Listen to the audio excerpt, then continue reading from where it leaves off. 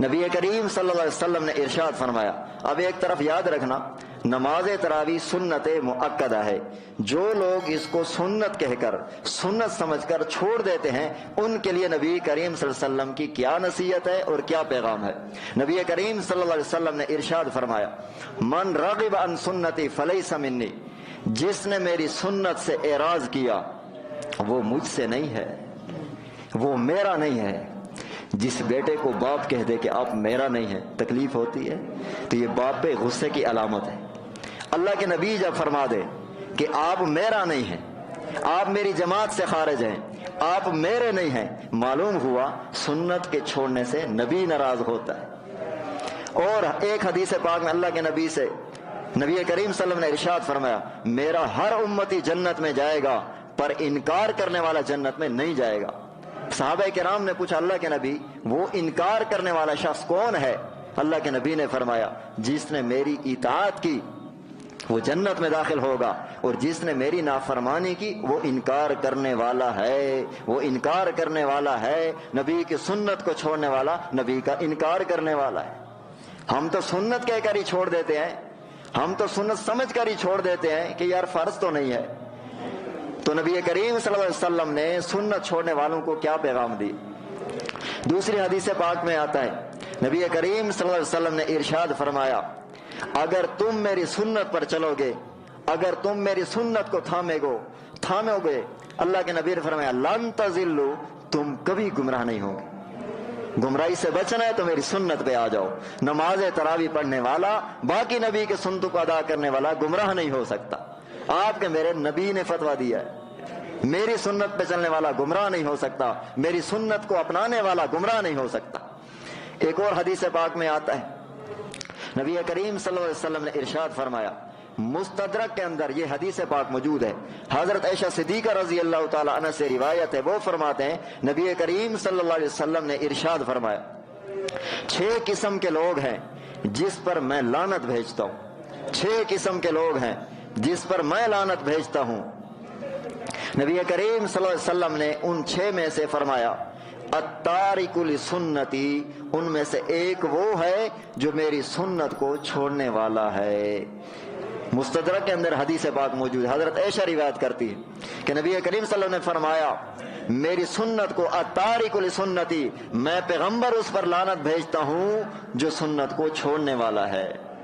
اللہ کے نبی کیا یہ الفاظ شدت نہیں ہے، یہ شفقت ہے، شدت نہیں ہے نبی کے الفاظ میں، یہ شفقت ہے اپنے امتی کے ساتھ کہ میرا امتی میری سنت پہ چل کر میرے قریب ہو جائے۔ اللہ کے نبی نے فرمایا، من احب سنتی فقد احبنی، نماز تراویح بھی سنت ہے اور باقی بھی آپ صلی اللہ علیہ وسلم کی بہت سنتیں ہیں، یہ سب کو جامع ہے، لیکن کیونکہ ہمارا عنوان نماز تراویح ہے اور چھوڑنے والوں کے لیے نبی کا کیا پیغام ہے، اللہ کے نبی نے فرمایا، من احب سنتی، جس نے میری سنت سے محبت کی، فقد احبنی، اس نے میں محمد سے پیار کیا ہے صلی اللہ علیہ وسلم، اس نے مجھ سے پیار کیا ہے، اور جس نے نبی سے، فقط احبنی کان معی فی الجنہ، اور جس نے میرے ساتھ پیار کیا وہ جنت میں میرے ساتھ ہوگا، وہ جنت میں میرے ساتھ ہوگا۔ ہم تو نماز تراویح کو سنت سمجھ کر سنت کہہ کر چھوڑ دیتے۔ تو اسی طرح نماز تراویح کو چھوڑنے والے ہمارے معاشرے میں 3 قسم کے لوگ ہیں۔